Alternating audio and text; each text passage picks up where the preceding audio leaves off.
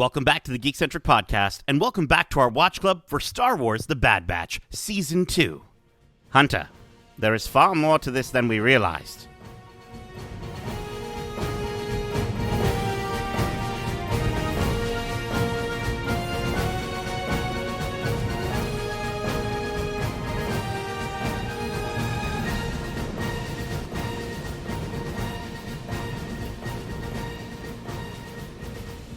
Welcome back to Watch Club. My name is CT0831, but you can call me Hugs. And this is our Watch Club for Star Wars The Bad Batch Season 2, Episode 11, titled Metamorphosis.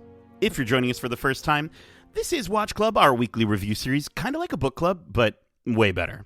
Keep in mind we will be going into full spoilers for this series and Star Wars in general, so if you haven't watched this week's episode yet, be sure to do so, and then come right back in less than 12 parsecs. Now, before our ship gets completely obliterated by a secret asset to the Empire, let me introduce you to our experimental crew of ragtag troopers. First up, finally joining us after being MIA all this season.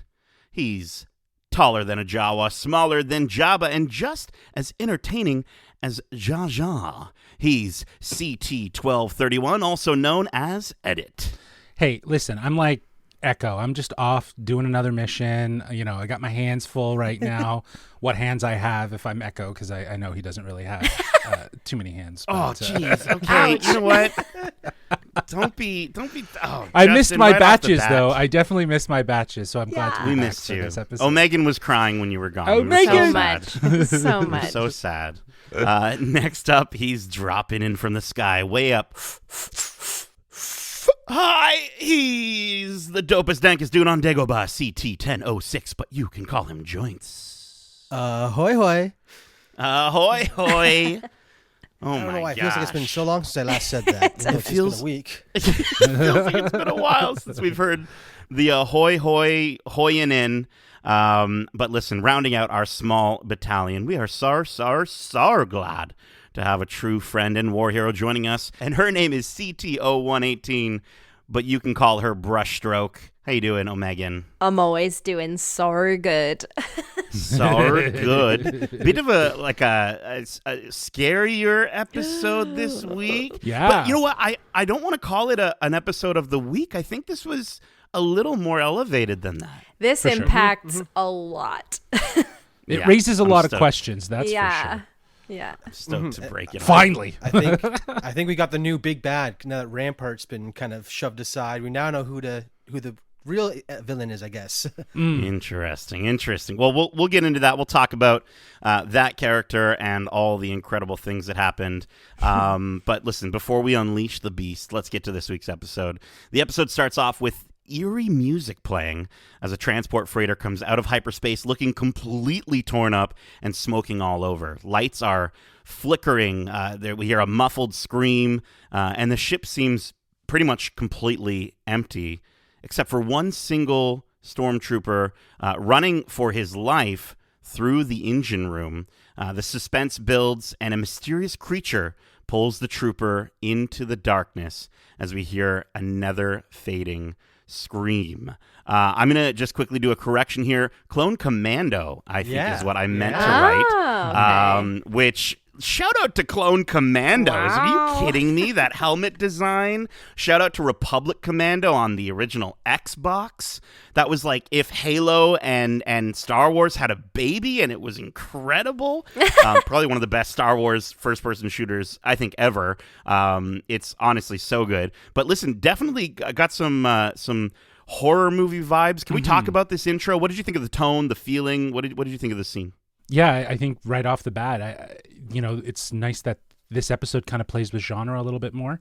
I know that we've kind of gotten trickles of that throughout, but really this is where we get to see the monster movie, the horror-esque vibe, the suspense, things in the shadows, if you will.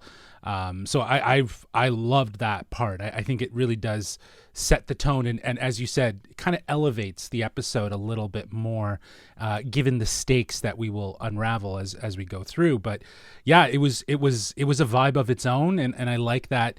Again, they can sprinkle in these genre tropes into the episode if it makes sense. And here it definitely did make sense. I was getting mad alien vibes. I mean, you Yes. have an alien loose on a ship that's breaking down in space. That's of course the first place your mind goes. And like that movie, this whole episode really uses the shadows so well, like we've talked about before. But again, building that suspense and horror where you don't really see the monster until it's too late. That's great. I loved it. Yeah, I think that's very much the inspiration, though, Darcy. I think you hit it on the head there. I think it's aliens for sure, because there were definitely a lot of that. Even the design of the creature, that when we see it, has very much an alien-esque look to it. So I think that's very fitting.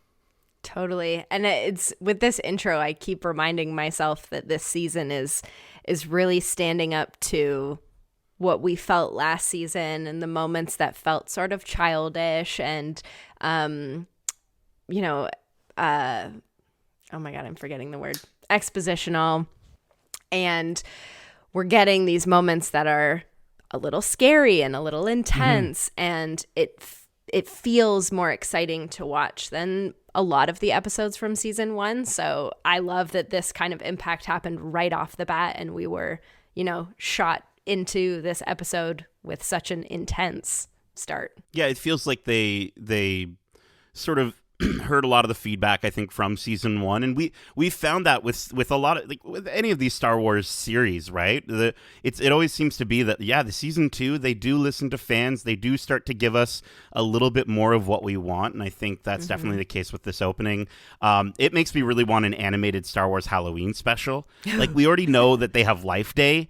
I just think it would be sick if it was like something centered around the Sith or the dark side of the Force, or just like just a scary monster movie in Star Wars. I think would be really, really fun, even if it's just like, half an hour, 20 minutes, just an animated thing.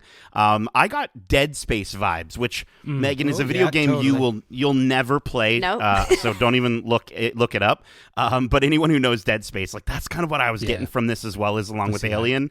But yeah, man, like, I would love, even if it was just a group of these these Republic commandos, like, going through a dark, abandoned ship, kind of like what this episode opening gave us, but like, give us that story. Give us the hour before where we come in here. I'd love it. I could see that. I could see that being like an episode of The Mandalorian. Do you know what I mean? Totally. Like something like that.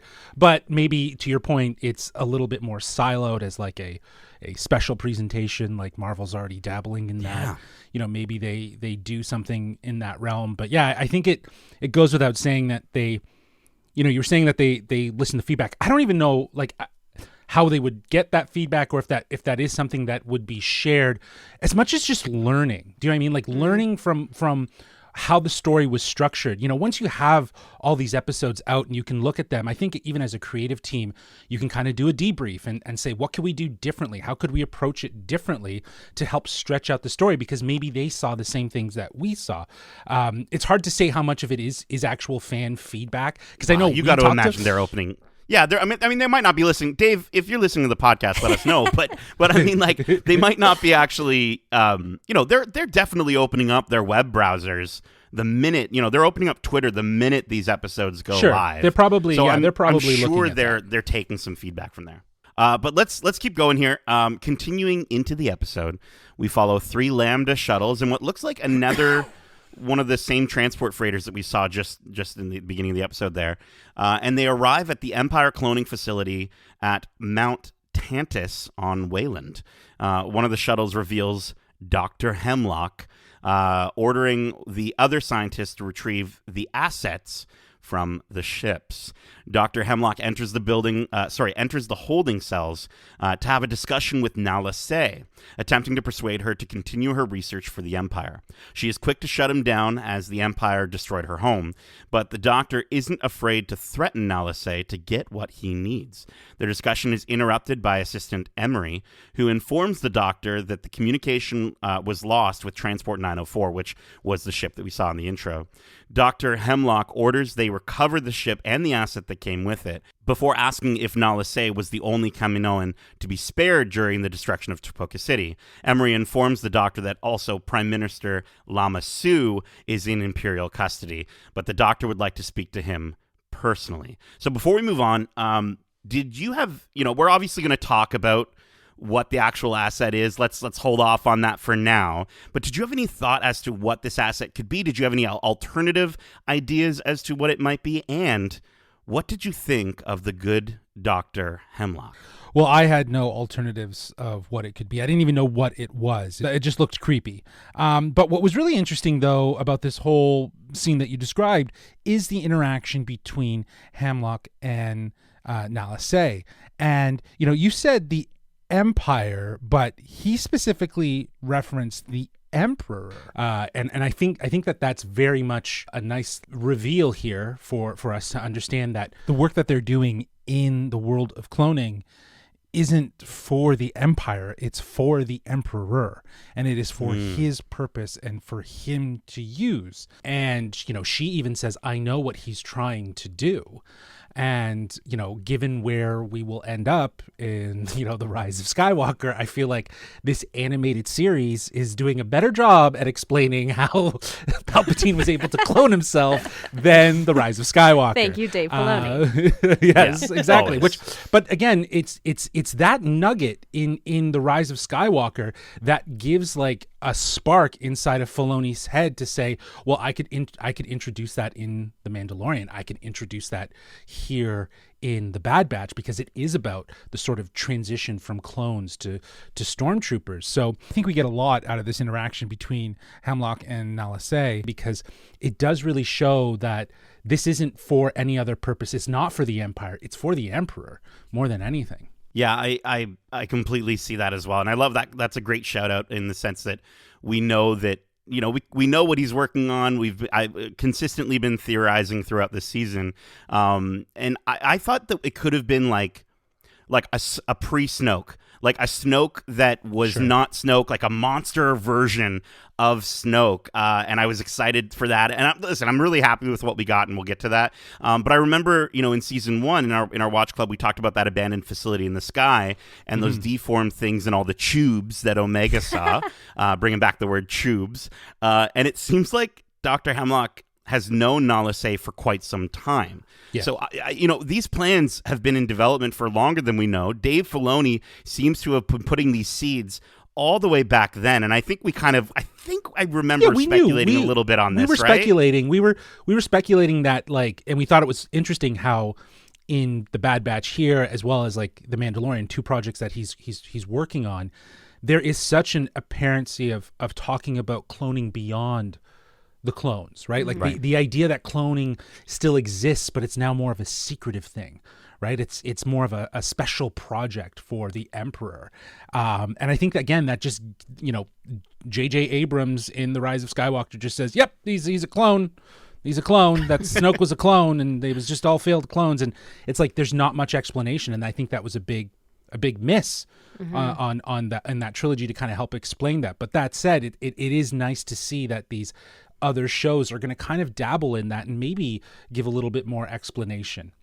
And we'll never know if it was a miss or if it was planned all along. We'll never know. They'll never tell us, but that's okay. Yeah. I mean, it makes total sense that the Empire has such an interest in Kaminoan technology. Their whole race, depends on the technology of cloning. So if you're gonna, steal someone's ideas, almost Edison style, who better to turn to than the planet based around that whole concept? So it makes a lot of sense. I mean, personally, the asset, when I first heard it, and again, we didn't see much in that opening trailer. I'm wondering if this was like maybe one of those failed cloning experiments where they took a clone and tried kind of merging some other alien's DNA in it and it went wrong or something like that. So it definitely had my gears running, and where they ended up with the end of the story, I'm still curious as to see how this is going to tie back to that whole grand cloning scheme of his. Yeah, totally. I was also thinking back to like Clone Wars and the type of creatures that we saw throughout that series and what they could possibly need from a creature. Why would they clone it? Because it obviously doesn't have the intelligence to be something like a Snoke, but would they meld that with some sort of creature that's maybe stronger, more aggressive, with an intelligent being? That would be a super cool concept. My initial thought, because of the sounds, was there was an episode of Clone Wars where Anakin and Obi-Wan get stuck in a cave without their lightsabers, and there's this like tiger thing that chases them around. I can't remember what it looks like or what it's called, but it sounded similar, so I sort of got those vibes. Are you talking about a Nexu, like the thing from Attack of the Clones? Maybe. Do you know what I'm talking about with the teeth? Could have been one of Was those. it kind of like a saber tooth looking thing? There's. Oh no! Wait, there. I don't know. Anyway, I don't know. I searched Tiger there's Clone so Wars. many creatures out there. It could have been anything. I'm stoked about what it turned out to be, but we'll talk about that more later. Yeah. Can I also give a shout out to Jimmy Simpson, who plays Dr. Hemlock perfectly. Man in Hat in Westworld. He has a name, but I'm not going to spoil that for those who don't watch Westworld. And then also he's in Black Mirror. Such an intriguing voice. Like, I instantly recognized him. I was like, oh, let's go. Like, like they're pulling in some of these voice actors, and I'm just so happy with them. They're actors. They're more actors than they are voice actors, right? This is giving them that flexibility to do that. And I think that's intelligent casting.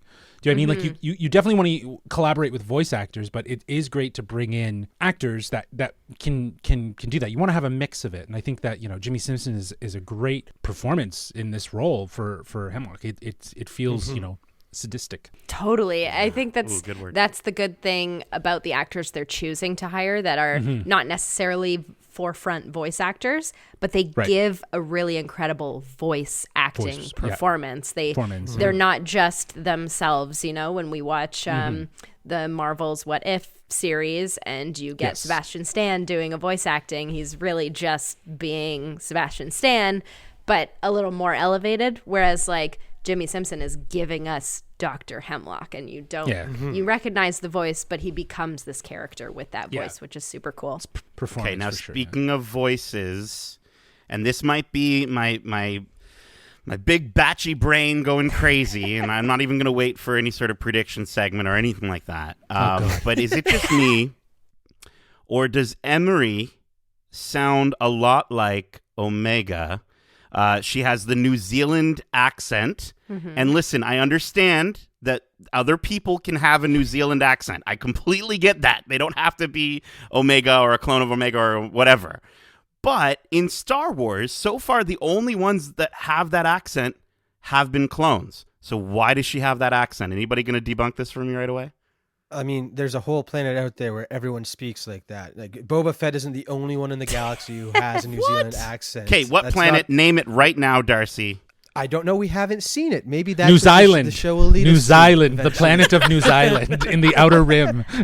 I'm just saying. She's part of the cloning facility. I get where you're going. Yeah.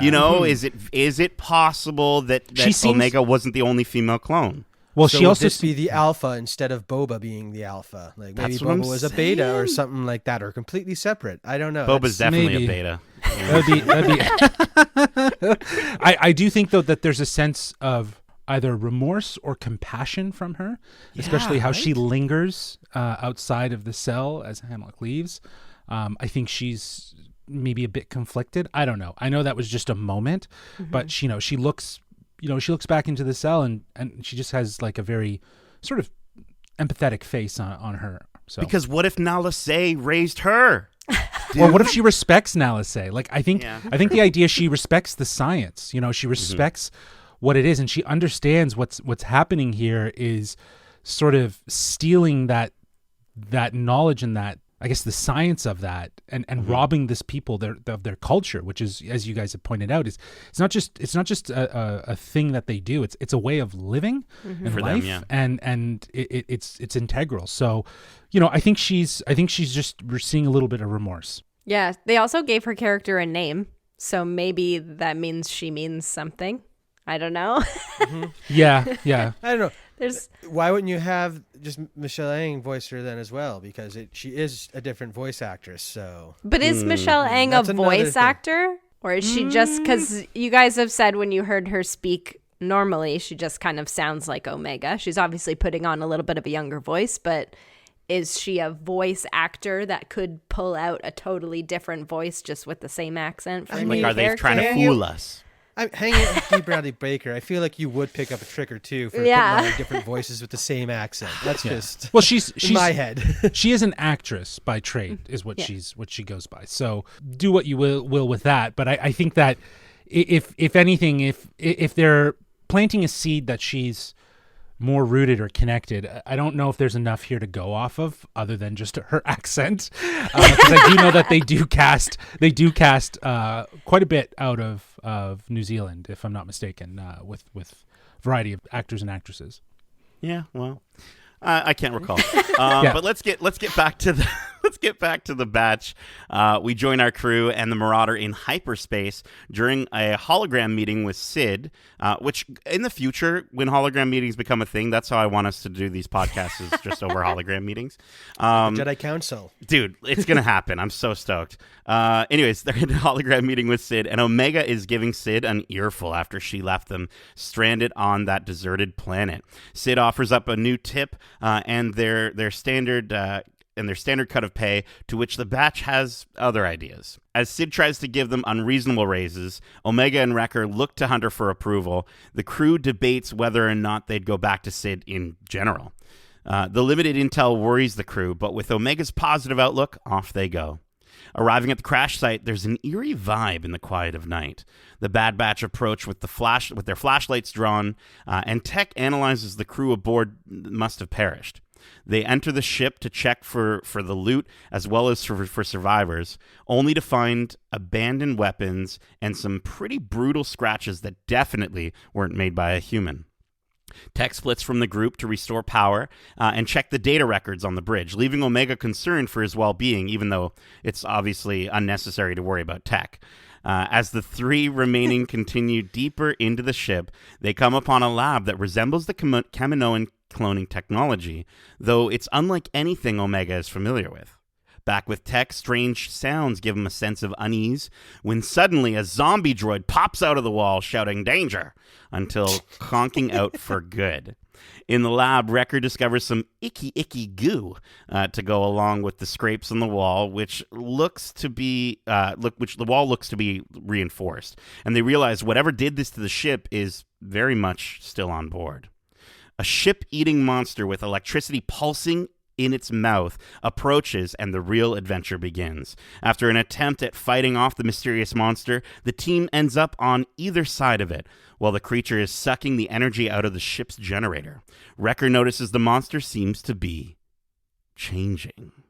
Okay, batches, so things just got a little bit crazy here. I want to know, first, let's just talk about this Kaminoan, it's hard to say, Kaminoan cloning technology. What did you think? You know, we've seen different cloning tech before, but what did you think of this instance? Well, this must be the science team that the Emperor's put together that is using Kaminoan technology for these new purposes, which makes me believe that the creature that was there, he must be a clone. They must have effectively cloned that creature, and then it got out. Is what my suspicion is, and that's why they want that asset back so badly, is so that they can analyze it. But that said, yeah, I think that the tech itself, again, is just another layer of this mystery. As we learn that, you know, there's going to be more cloning happening. You know what I mean? There's going to be more things that they're going to clone. Yeah, like we've seen different cloning tech before. Omega's seen different cloning tech before, but obviously she didn't recognize this stuff. So I think you're absolutely right, Justin. It is absolutely specific to the Empire, because again, we did have that facility in the sky, as I mentioned earlier. But yeah, she would have I think she would have recognized it from that moment. That was a pretty traumatic moment for Omega, being abducted and all, and having two bounty hunters fighting over you. So I would assume that she would have recognized it if it was from that Kaminoan side of things. Well, and I guess everything that they dealt with in Tapoka City, yeah, everything that she was familiar with in Tapoka City would have had to do with cloning soldiers, because that was the whole operation there.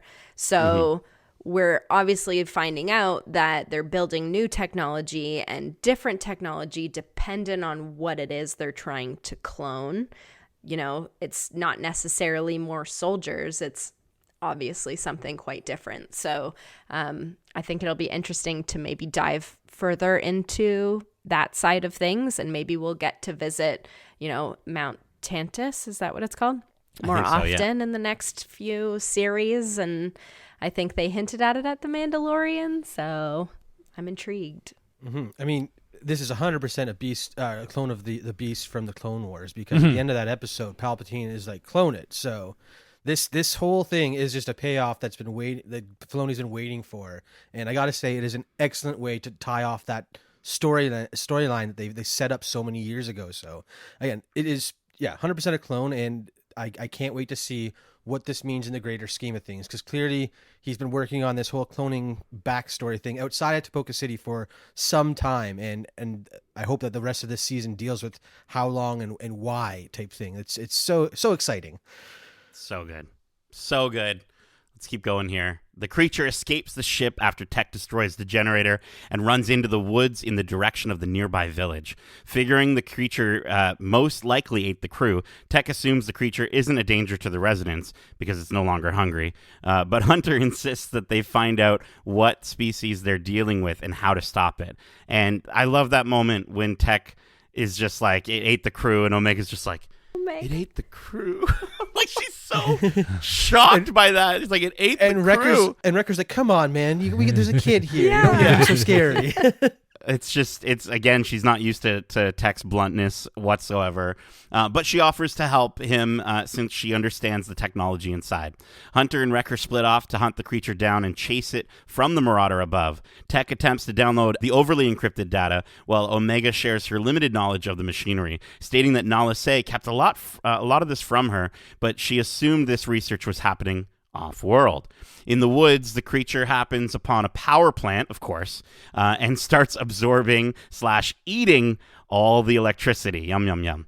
Tech discovers the designs on board were to utilize the genetic material of this creature for modifying armor plating, making sense of their ineffectiveness against it. The information also reveals that the creature's ability to feed off electricity, as we just witnessed, allows it to get bigger, much bigger. When Hunter and Wrecker approach the creature, Tech is already informing them of their discovery, and the monster, apparently the monster is the same species, like Darcy just mentioned, that attacked Coruscant during the Clone War. He warns them not to allow it near the power grid from behind a cloud of smoke. They see it at the power grid, and it is a Zillo beast. So Clone Wars shout out. This is all you got to do, Dave. 5 out of 5s from everyone, apparently, because you got a Clone Wars thing. You did it. Obviously, this is a really. I think this was a pretty big reveal. I know for some of us here are huge fans of the Zillo Beast. Megan, I know you got a Zillo Beast T-shirt, and if you don't, I'm sure you're getting one. You've already ordered one. I've drawn it myself. You've drawn it yourself. What did you think of this reveal? Did you have, obviously, Darcy, you sort of anticipated that this was the Zillo Beast prior to this moment. The energy thing gave it away. That's what it was. That was such a pivotal moment and plotline from that first beast attack on Coruscant. So that was like, oh my god, it's happening. And this scene was just like, yes, absolutely, such fist raising moments of excitement. It's so good. What did you think? It was very much like a kaiju moment, yes. And I remember that feeling watching the original Clone Wars episodes around the Zillo.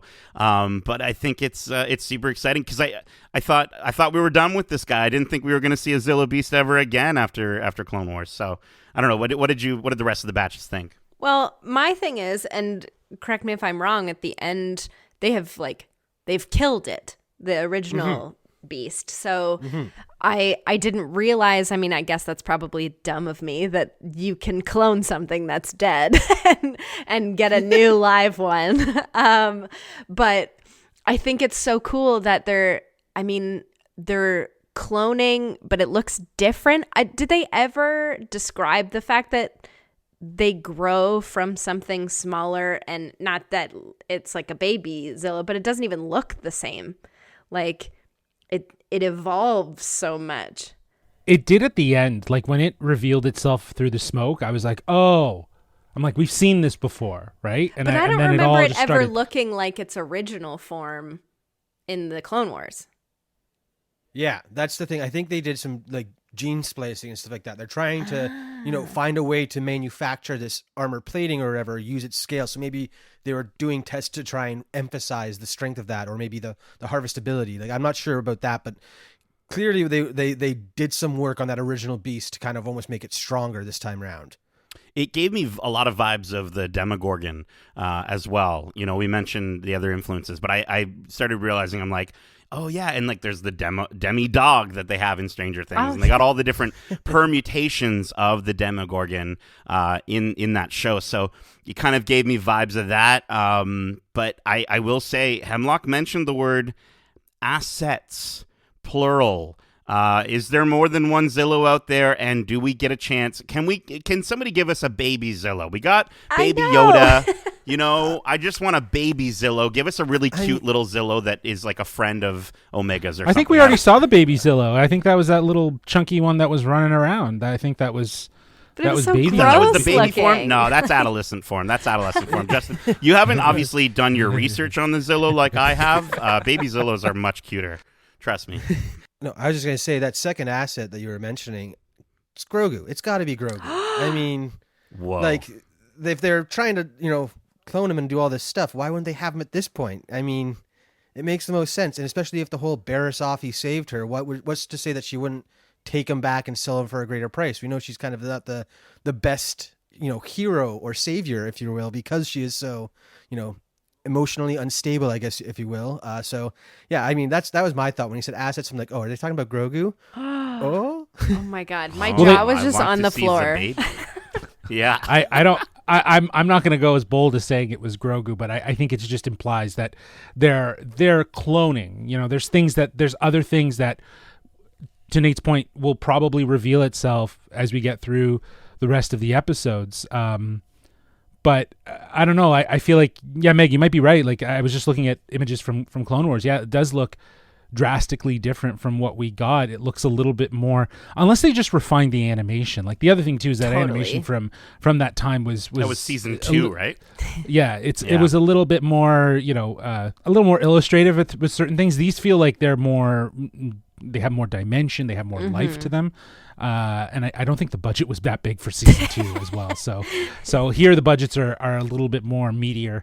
And I think that, I think it could be something like that, but that's interesting if they are gene splicing, like you were saying, Darcy, and if there are other assets, what other things do they have? You know what I mean? Like I guess Grogu is one of them, but like, I just would love to know, and hopefully we get to see later if there are more.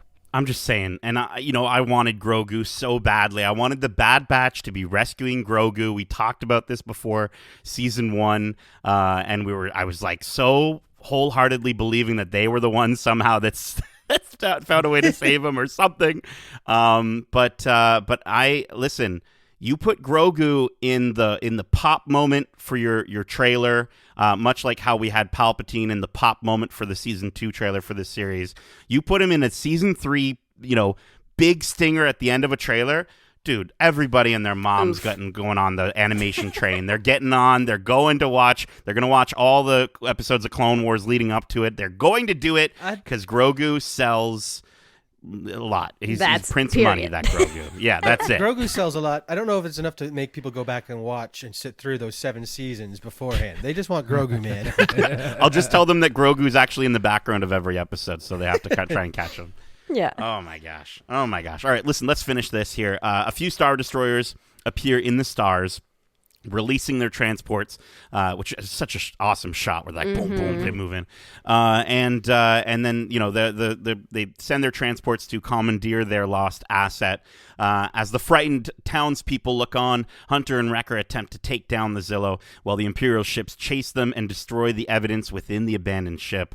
Omega and Tech make it out just in time, and the transport's special ray beam is able to subdue the Zillow beast, which is like, okay, cool. cool. You got a ray beam. Awesome.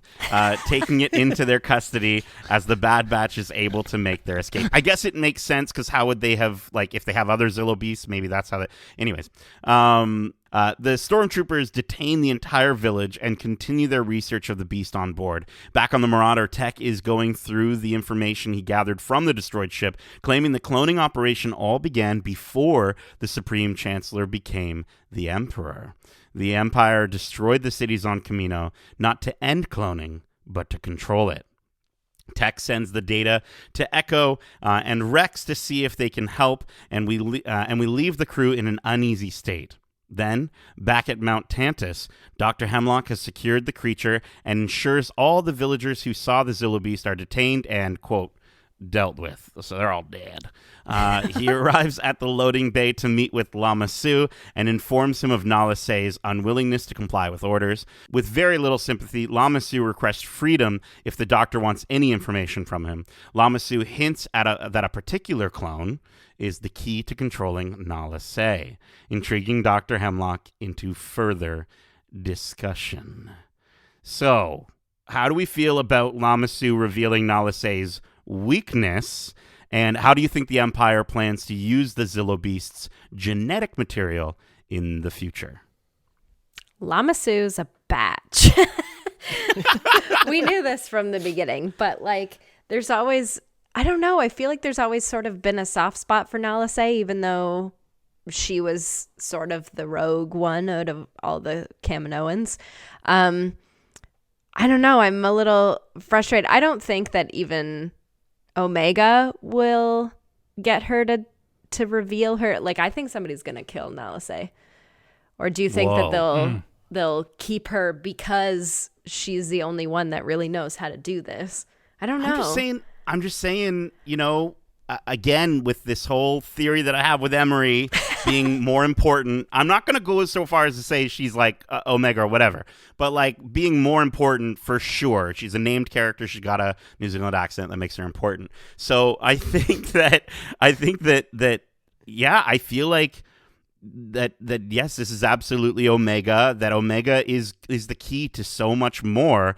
And I think it has a lot to do with some of the stuff we were talking about during the mid-season of Omega's some sense of Force abilities and her ability to, you know, use the Force with love and compassion. And are they able to harness that or change that in any way? I'm just saying, I really do feel like, obviously, with this all leading up to Palpy's return, that it's got to be, you know, they've got to bring in some sort of Force element into it. I don't know. But then that would imply that Django and Boba are also Force sensitive. Like, unless for some reason she sprinkled something into the DNA to give Omega her you know, Force sensitivities, if you will, then, you know, I could buy that. But if we're just going on the basis of what we know, in regards to Django or it being a clone of Django and Boba, I think she, again, represents the perfect balance to create a clone.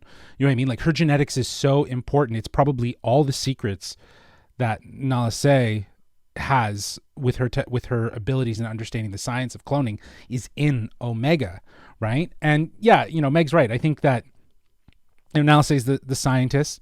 Lama Su is definitely the politician, and he's gonna protect and cover his ass. So I'm not surprised that he's about ready to throw her and her, you know, obviously someone that's very important to her, like Omega is, under the bus, so, you know, that he can save his own ass. So yeah, it's interesting because I think that her DNA is super important, and that is going to reveal itself sooner rather than later.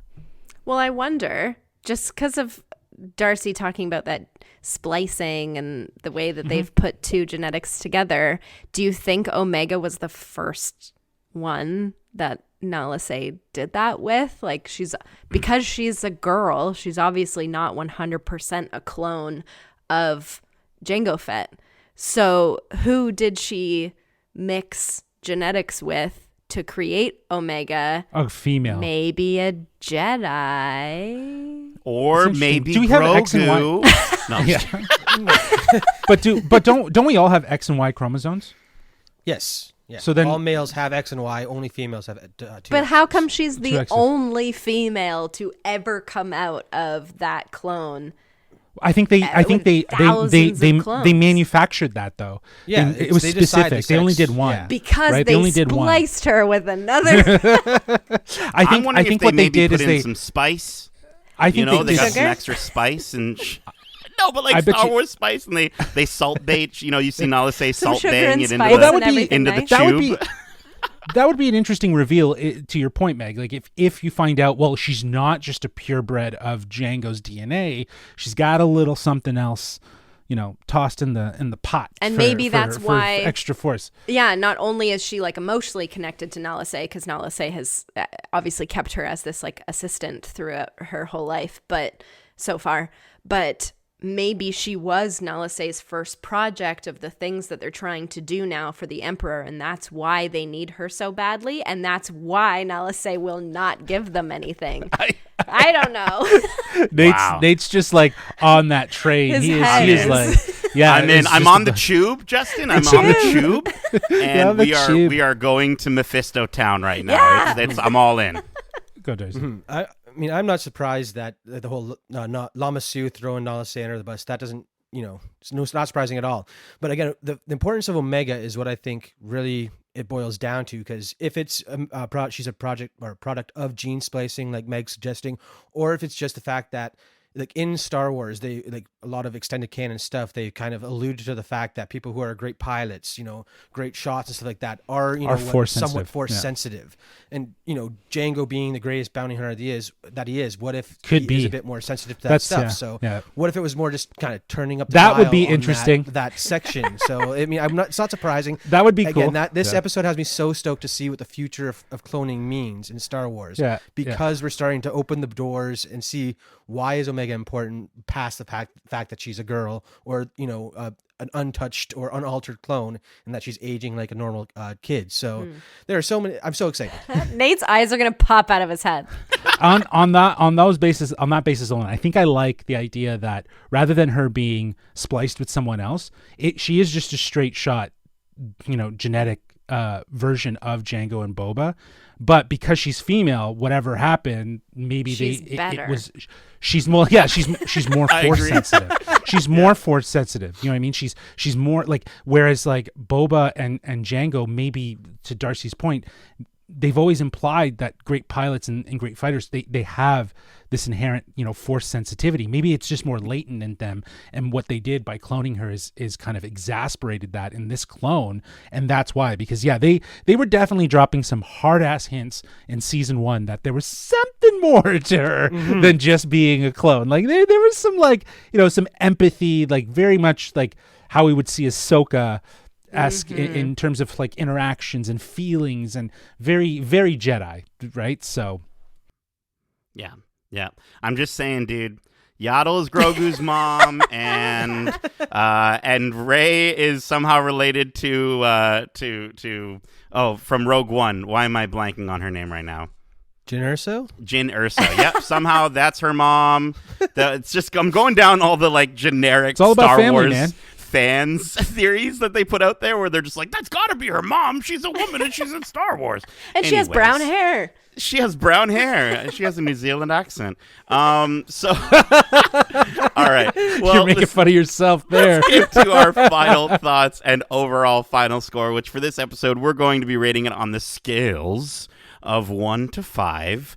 Unextinct electricity-eating Zillo beasts. Maybe you want to write it down. Why do you Justin. got to make it so complicated? Maybe you gotta write it I down. don't understand. Yeah. Could have just left it at beasts. Yeah. Jesus Unextinct Christ. electricity-eating Zillo beasts. Megan, I'll have you go first. Absolutely. With an absolutely epic, intense, and intriguing intro, this episode did not disappoint from literally start to end.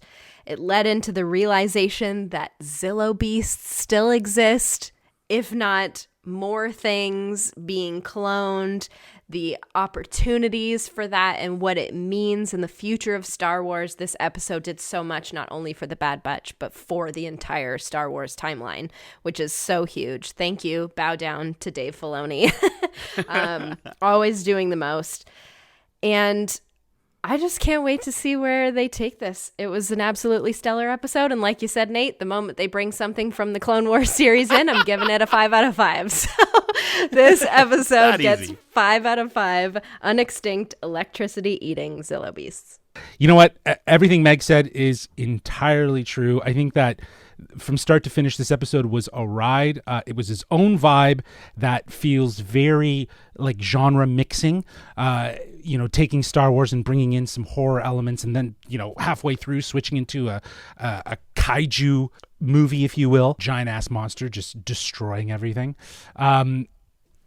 But the best thing about this episode is what seeds it plants narratively for the bigger story. I think that throughout the entire season, thus far, we've been getting sort of piecemeal stuff that are more character based. But I think this is kind of like a real big chunk of like something broader that's, in the sort of Star Wars universe that's going to have effects that we will see later in other movies and stories. So it is interesting that we get a big hit of that here at episode 10, and that I appreciated. I think that at least the episodes have been great. They've been more adventure and stories and the things that you love about Star Wars, but here we get this like really meaty narrative element that we can kind of chew on and say like, oh, like we want to see more of that and we want to see where this goes. And in all honesty, I don't know if they're going to complete it in the remaining episodes. I think that this is very much a indication that we will get more Bad Batch for season 3, if all prevails with how everyone loves this season. But yeah, I think that this episode was great. I love the callback to Clone Wars. I think it was smart to kind of create that reference. The writing team working with Filoni and working with everyone that would be able to draw in that relevance and create that connection between that series and here. So smart, very well done. I'm going to give it a 4.5 out of 5 in the scale, because I don't know if it's the best episode yet. Because I don't know any of these have been like the best episode. They've been good, like 4s and 4.5s for me, because they're definitely getting a lot right with this season so far. So yeah, I'm going to be giving it a 4.5 out of 5 unextinct electricity eating Zillo beasts. You almost got it. You almost had it, dude. You were so close. It's okay. So it's okay. bad. Darcy, what did you think of this episode? Yeah. I mean, I'm very much what Meg said. Like the bringing in Clone Wars and the way that they did this one, tying off this massive storyline that sets up so much going forward. I cannot wait. And again, the lighting, the music, the fact that this was such a horror style, story in space, at least at the beginning there, and then it turned into that kaiju movie at the end. I loved every aspect of it, and I cannot wait to see how this grander story plays out, if we'll see it referenced in Mandalorian or anything like that going forward. So I am so excited, and this is a strong 5 out of 5 unextinct electricity eating Zillo beasts for There me, you go. because damn, it was so good. There you go. This episode was great. Yeah. Clone Wars references, kaiju moments, Jimmy motherfucking Simpson. Okay? Absolutely fantastic voice performances. A continuation of Palpy's backup plan thread, like that's what it's called now, the Palpy's backup plan. And I hope that's their code. Their file name, where everything gets stored. So stored on the Palpy server, please. Palpy server. Well, it's better than a Shmi server or whatever his name is. But I think, yeah, the horror vibes, the is it Shmi or Shay? What's his name? What's his Palpy's name? Anyways. Okay, don't get distracted. Keep going. Okay, sorry. Let me keep going here. Is it Shmi? Sheev. Oh, Sheev. Okay, thank you. That clears it up. The pirate. I don't know what I was thinking of. Shmi. Yeah. You're Shmi. I am He's Shmi. Sheev. Yeah, You're yeah. Shmi. Anyways, the horror vibes. Kevin Kiner with the music again. Such a great example of what you were saying, Justin. Balancing what feels like a side adventure of the week while pushing the overall narrative. Can we just get all the episodes like this, please? Give us every episode. Make it this, where we get. Listen, 1 or 2 side of the mission of the week. That's fine. But I love the fact that this felt like both an adventure for the Bad Batch and a continuation of the story that we want to see. It wasn't just, a character going off and that sort of thing. And I get it. Like, again, the mission, the side week, what am I trying to say here? The weekly side missions have been great for character development this season, and those episodes have been much better this season than the first season.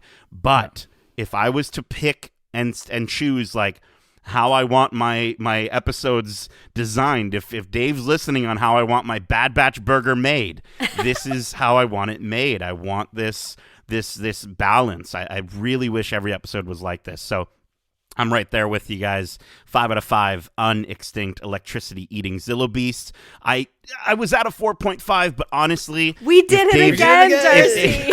They did it again. But not only that, but if again, pressure. If anyone from Star Wars gets any feedback, it's that there should be more like this. So even if in my mind it's a 4.5, in my heart it's a 5 out of 5, because I just want them to keep making this delicious blend of Star Wars that we got this week. It was so good. So good.